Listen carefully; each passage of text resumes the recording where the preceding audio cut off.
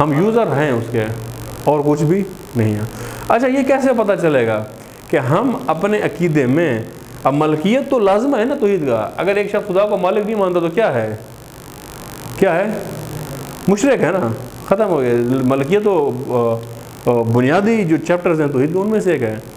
تو ہمیں کیسے پتہ چلے گا کہ ہم ملکیت خدا میں ہیں کو مانتے ہیں یا اپنے آپ کو مالک مانتے ہیں؟ کہاں سے پتہ چلے گا؟ تصرف۔ کہاں سے پتہ چلے گا؟ تصرف، استعمال۔ آپ کہاں استعمال کرتے ہیں؟ بس آپ کے پاس آنکھیں ہیں، آپ کہاں استعمال کرتے ہیں؟ یہاں سے پتہ چلے گا کہ مالک کون ہے۔ اگر جہاں خدا نے کہا ہے وہاں کرو پھر تو مالکیت خدا ہے، جہاں خدا نے کہا نہ استعمال کرو اور وہاں کر رہے ہیں تو پھر آپ مالک ہیں۔ کان کہاں استعمال کر رہے ہیں؟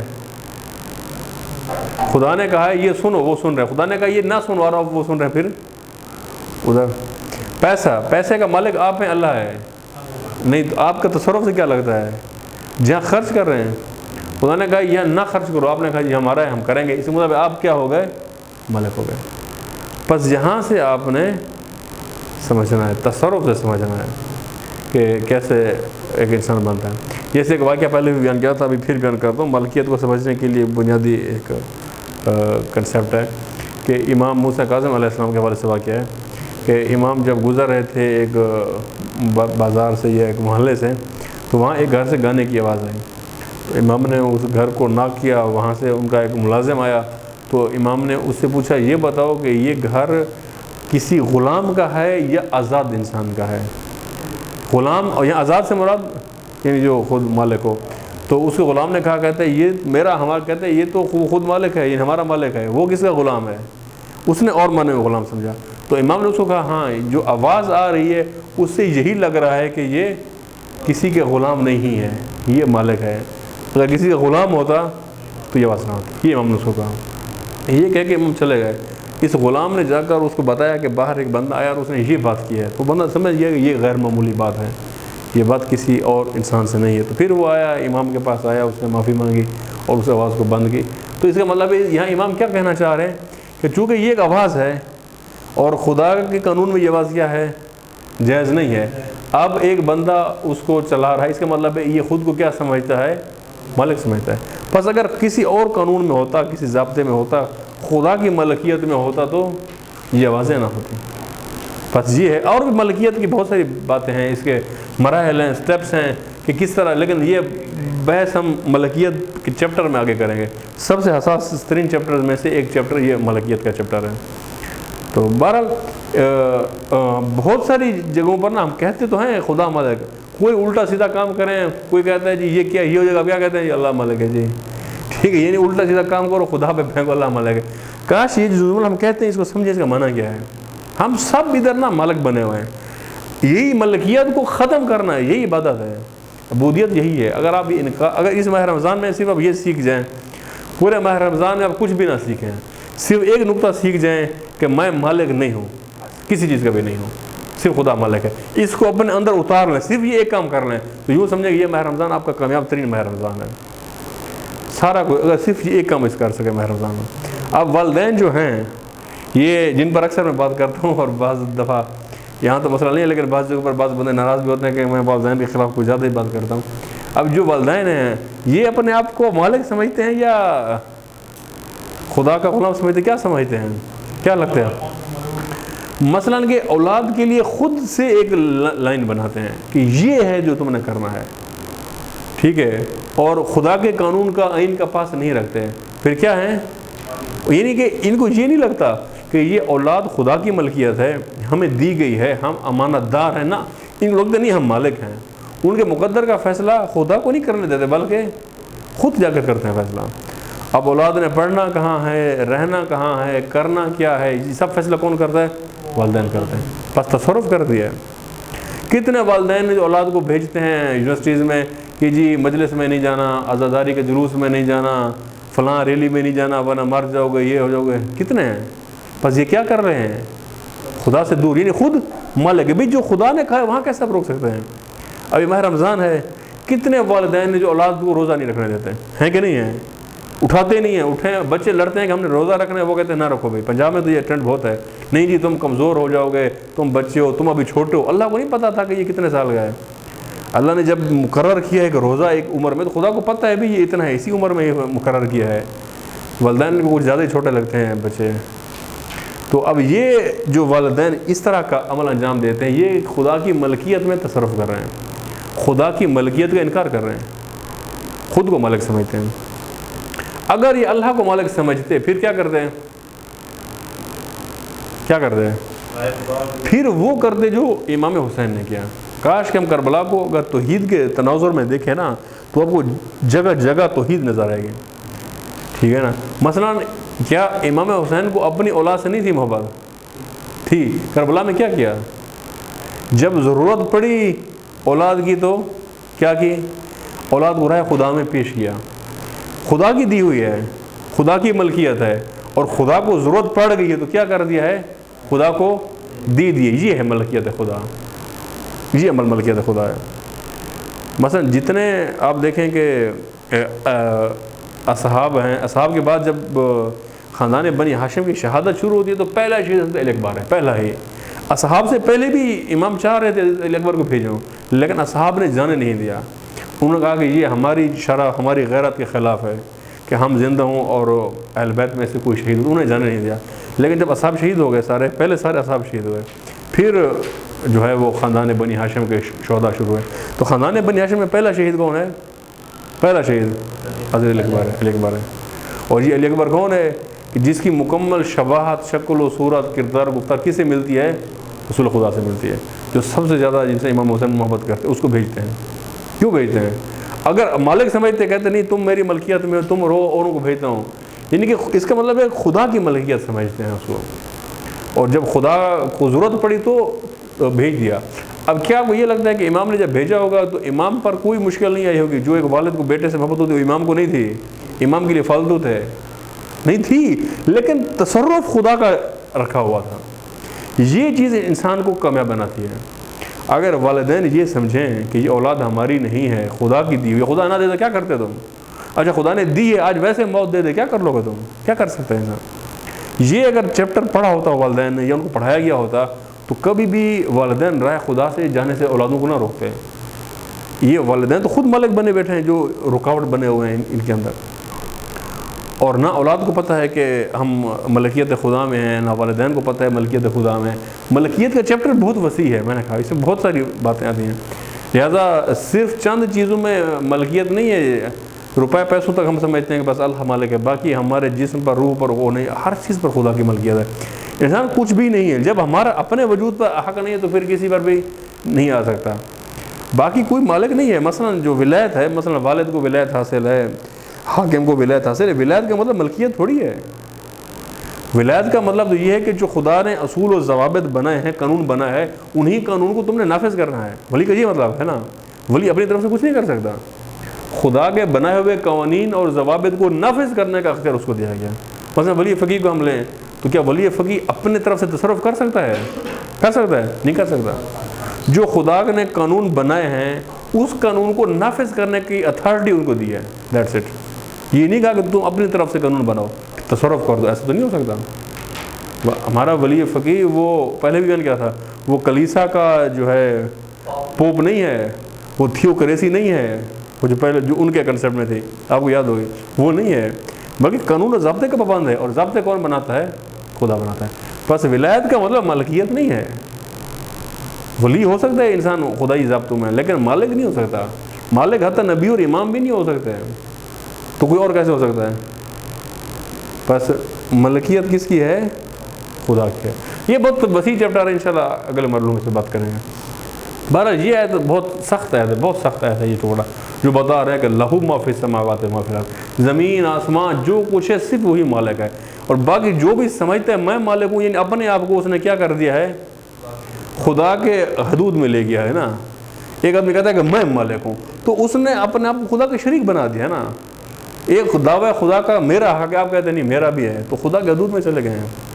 شرک کو اتنا چھوٹا ہم نے کر دیا ہے. لہو ما فی السماوات و ما فی الارض, یہاں تک میرا خیال بات ہو گئی تھی ہماری. اور پھر بھی دوبارہ تھوڑی سی تکرار ہو گئی ہے. ایک دو صلوات پڑھیں پھر اب آگے شروع کرتے ہیں جو اصل بات ہونی ہے.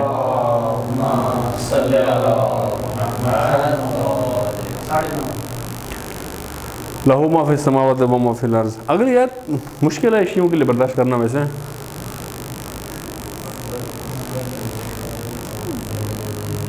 من ذا الذی یشفع کیا عندہ من ذا الذی یشفع عندہ الا بإذنہ. یعنی کہ اللہ کے سوا بارگاہ خدا میں سفارش کرنے کی کسی کی کوئی حیثیت نہیں ہے. من اب لب و لہجے کو دیکھیں, یہ ساری ضمنی باتیں کر رہا ہوں. اصل یہ بات اس کو مد نظر رکھیں, بیان یہ کرنا چاہ رہا ہوں. یہ ضمنی ڈیٹیل میں آپ جو ٹائٹل ہے وہ نہ بھول جائیں. ان ساری باتوں کو اٹھا کے ہم نے یہاں لانا اور آخر میں سمرائز بھی کرنا ہے. آج سمرائز کے لیے بیسٹ اسٹڈی ہے. یہ پچھلے بات اسی لیے کیا تھا کہ جب سمرائز کروں تو یہ باتیں اس میں فٹ ہو سکیں. الہی فلسفہ کائنات میں اللہ کا مقام. الہی فلسفہ کائنات دو ہیں, الہی بھی ہے مادی بھی ہے. پہلے والے سیشن میں بیان ہوا ہے کہ مادی کیا کہتا ہے, کیا ان کے دلائل ہیں. الہی فلسفہ کائنات کیا کہتا ہے وہ بیان ہو چکا. اس میں اب اللہ کا مقام یہ ہمارا موضوع بحث ہے. من ذا الذی یعنی کون ہے وہ. یہ لب و لہجہ تھوڑا سا دیکھیں, اس لیے میں کہہ رہا ہوں. من ذا الذی یعنی کون ہے وہ. یشفع عندہ الا بإذنہ. کون ہے کہ جو یہ کون ہے جو سفارش کر سکے بارگاہ خدا میں سوائے اس کی اجازت کی. اب یہاں ان جملوں کو دیکھیں. اس جی پہلے ٹھیک لکھا تھا.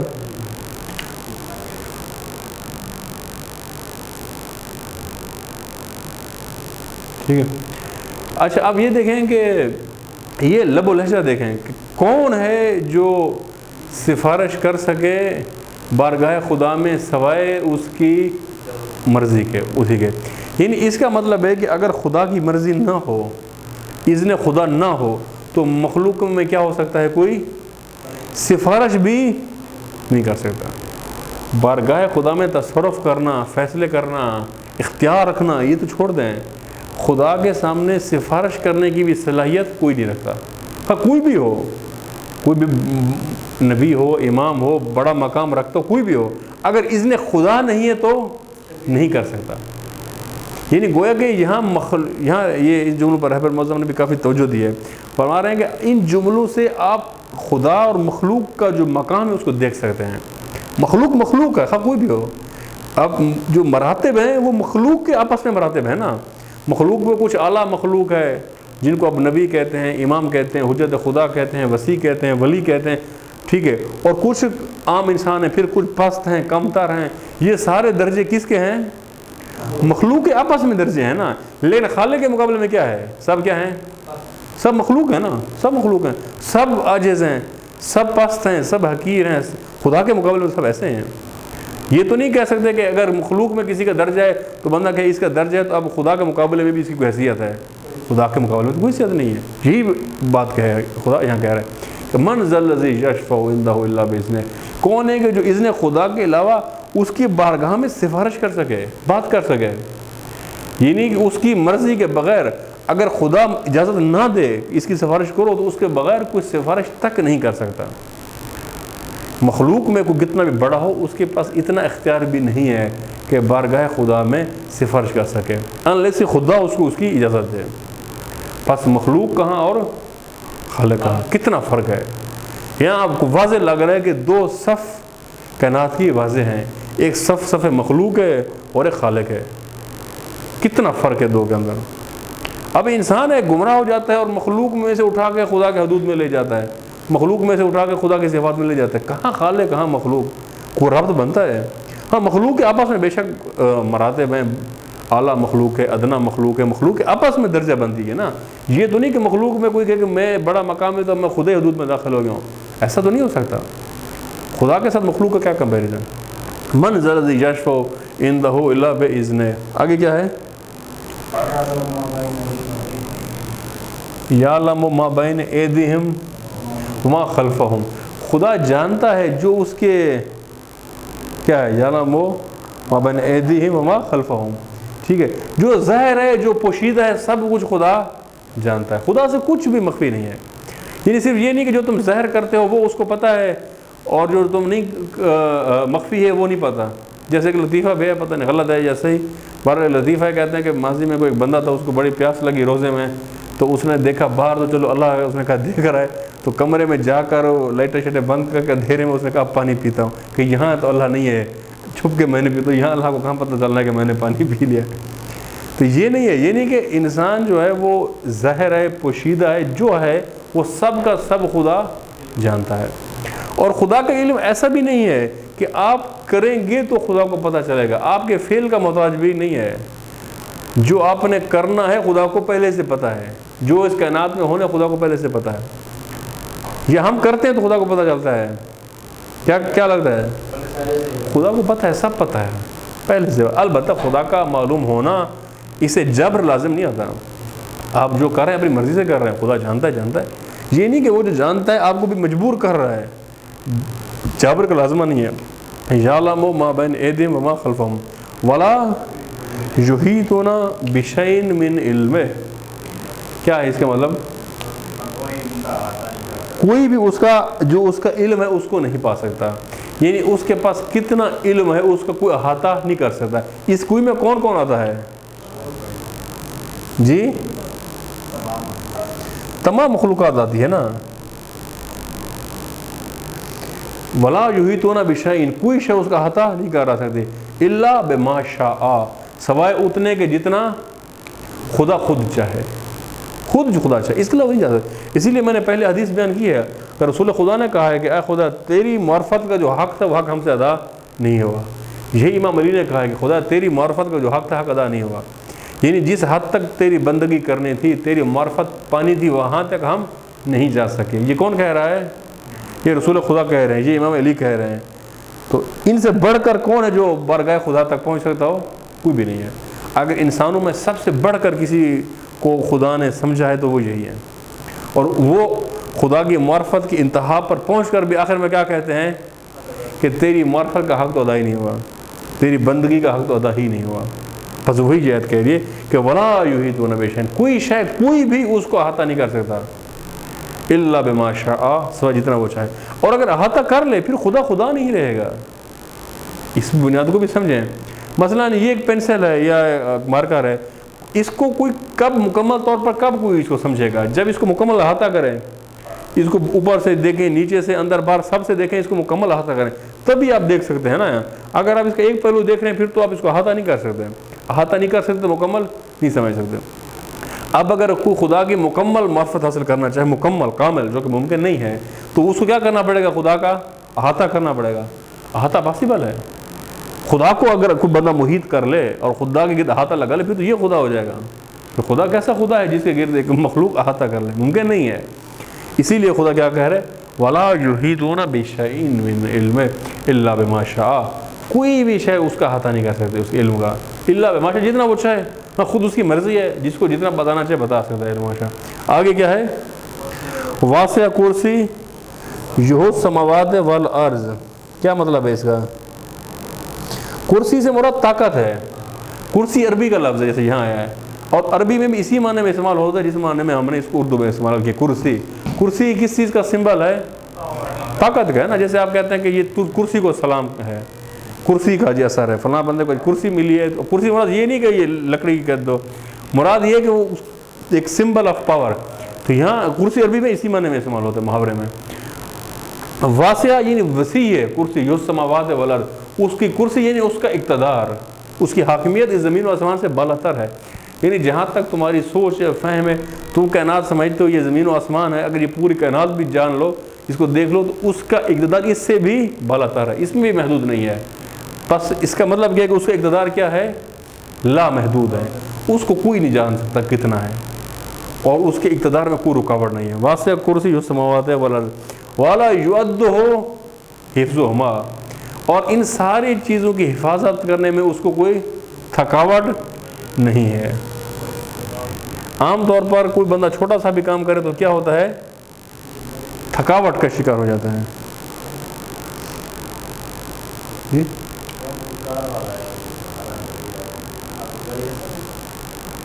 نہیں نیچے ہے، دیکھ لیں. والا یعد ہو،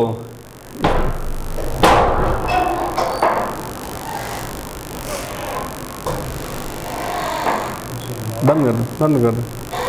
والا یعد حفظہما، یعنی کہ اس پوری کائنات کی حفاظت میں، اس پوری کائنات کے نظام کو چلانے میں اس کو تھکاوٹ نہیں ہوتی. یہ صفت الہی ہے جو کہ کسی اور کے اندر نہیں ہے. مثلا آپ ایک کام کریں گے تو کیا ہو جائیں گے؟ تھک جائیں گے. یا آپ ایک کام کریں گے تو جس وقت آپ ایک کام کر رہے ہیں آپ دوسرے کاموں سے کیا ہو جائیں گے؟ دوسرے کام نہیں کر پائیں گے. مثلا آپ اس وقت یہاں ہیں، آپ درس سن رہے ہیں یا لکھ رہے ہیں، تو آپ کوئی اور کام، مریض تو نہیں دیکھ رہے اس وقت، آپ کوئی اور چیز تو نہیں کر رہے. لیکن خدا کا ایک کام کرنا اس کو اس کے دوسرے کاموں سے نہیں روکتا. ایک کام دوسرے سے باز نہیں رکھتا، وہ ایک ہی وقت میں کام کر سکتا ہے. اور اسے یہ سارے کام کرنا اس کو تھکاوٹ نہیں دیتے. ایسا نہیں ہے کہ وہ ایک وقت میں ایک کام کرے گا نا، ایسا نہیں ہے. یہ صفت الہی ہے جو کہ مخلوق کی صفت نہیں ہے. مخلوق کو خدا نے صفت نہیں دی. مخلوق کام کرے گی، مخلوق کا لازمہ ہے کہ تھکے گی. ہاں کیپیسٹی الگ ہے، پوٹینشیل الگ ہے، لیکن الٹیمیٹلی مخلوق نے تھکنا ہے. ایک وقت میں ایک کام ہوگا یا چند کام ہوں گے، اس سے زیادہ نہیں. لیکن خدا لامحدود کام کر سکتا ہے، اور یہ کرنا اس کو ذرا برابر اس پر کوئی تھکاوٹ کا اثر نہیں لاتے. کیوں نہیں لاتے؟ وَهُوَ عَلِيُّ الْعَظِيمُ، علی وہ بہت بلند ہے، عظیم وہ بہت بالا ہے. کیوں نہیں؟ چونکہ جو تمہاری سوچ ہے، جو تمہاری فہم ہے، اسے وہ بہت زیادہ کیا ہے؟ علی و عظیم ہے. تو خیر بحث اور بھی آگے ہے، لیکن ہم اسی پہ اس کو روکتے ہیں.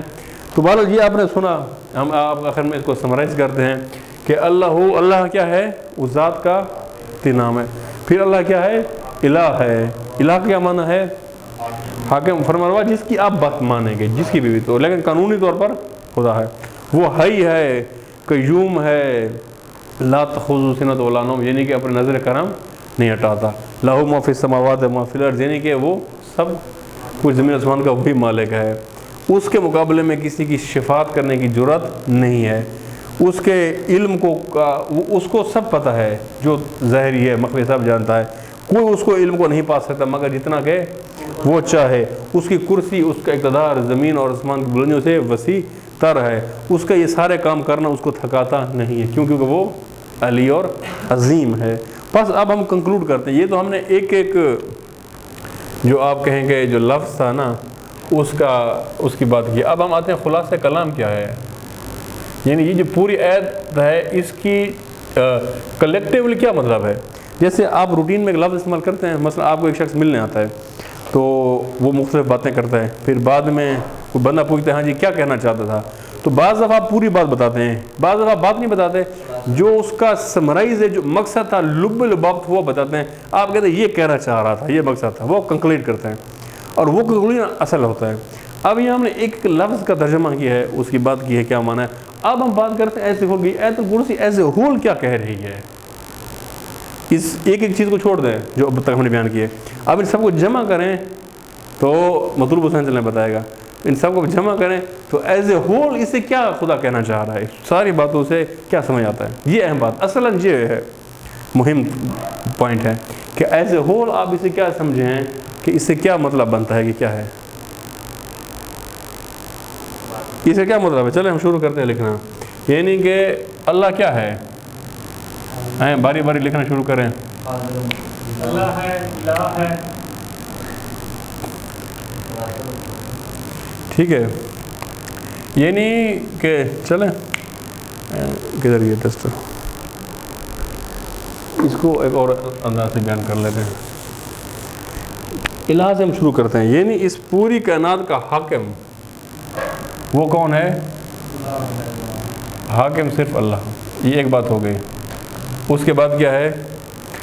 حقیقی زندہ کون ہے؟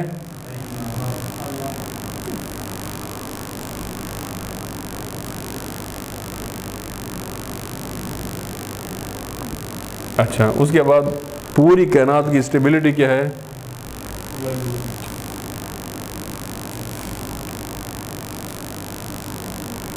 اس پوری کائنات کا ثبات کس کی وجہ سے ہے؟ خدا کی وجہ سے ہے. اور اس کے بعد کیا ہے؟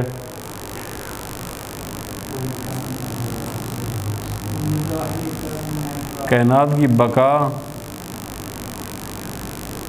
اس کے نظر کرم کی محتاج، یہی ہو گیا نا؟ وہی لکھا رہا ہوں جو پیچھے بیان ہوا ہے، کوئی نئی بات نہیں لکھا ہے۔ اس کے نظر کرم کی محتاج،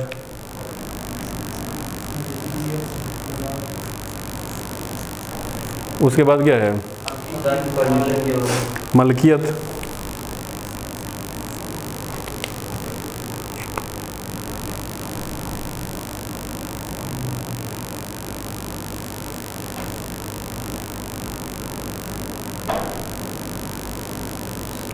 تمام کائنات اسی کی ملکیت ہے۔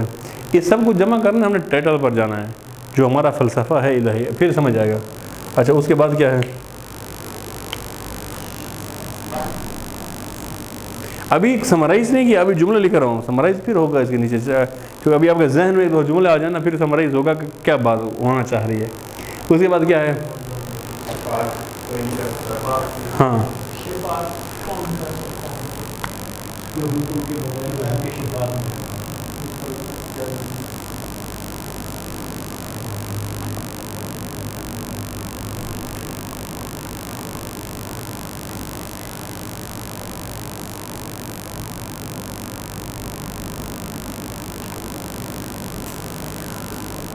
یہی ہو گیا نا، اس کی مرضی پر شفاعت کی ضرورت بھی کوئی نہیں کر سکتا۔ اب میرے خیال اور جملے ادھر لکھیں، یہ مٹا دوں؟ اچھا باقی وہ ٹائٹل بھی اڑ گیا میں والا۔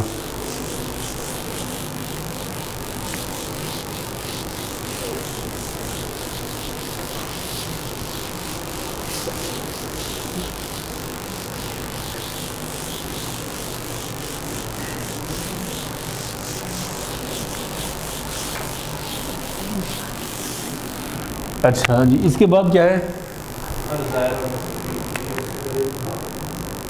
ان جملوں کے بعد جی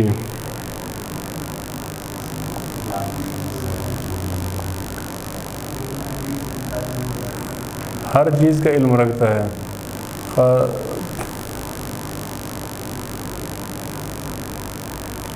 چاہے مخفی سے مراد آپ کے دلوں میں ہی کیوں نہ ہو، وہ ہر چیز کا علم رکھتا ہے۔ اور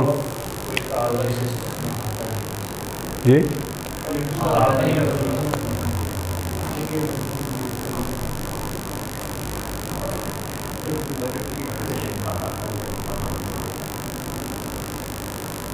نہیں کر سکتا، سمجھ آ رہا ہے لکھا ہوا؟ اچھا اور اس کے بعد کیا ہے جی؟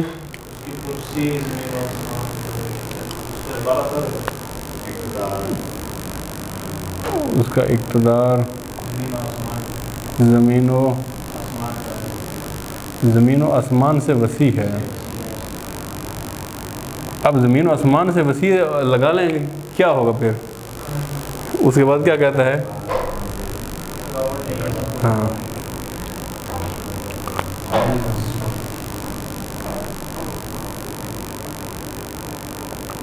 اس پوری کائنات کا چلانا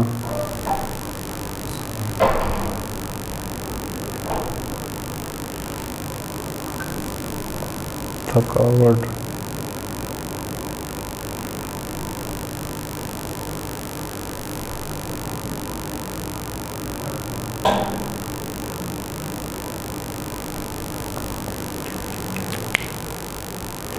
ٹھیک ہے جی۔ یہ تو اگین ہم نے وہ جملے لکھے ہیں جو ترجمہ بنتے ہیں۔ اب ان سارے جملوں کو جمع کریں تو اب کنکلوڈ کریں ذرا ہم، اب کنکلوژن بنے گا۔ جی جناب اب کنکلوڈ کریں، کر سکتے ہیں ایک دو پھر پڑھیں سارے جملے۔ یعنی حاکم صرف اللہ ہے، حاکم سے مراد یہ نہیں کہ بس کہنا تو اس کی چل رہی، یعنی آپ کے دلوں پر، آپ کے ارادوں پر، آپ کے عمل پر اسی کو حق بنتا ہے۔ اگر آپ اس کی بات نہیں مان رہے تو پھر آپ نے کسی اور کو الہ بنا لیا ہے، ٹھیک ہے۔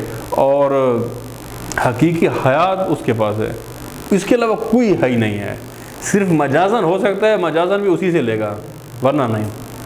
اور ملکیت پوری کائنات کی صرف خدا کے پاس ہے، اور اس کائنات کی بقا اس کی نظر کرم کی وجہ سے، نظر کرم ہٹے تو سب تباہ ہو جائے۔ اور اوپر کیا ہوتا ہے؟ اس پوری کائنات کے ثبات خدا کی وجہ سے، اور اس کی مرضی کے بغیر مخلوق میں کوئی شفاعت بھی نہیں کر سکتا. وہ ہر چیز کا علم رکھتا ہے، اس کے علم کا حد تک کوئی بھی نہیں کر سکتا. اس کا اقتدار زمین و آسمان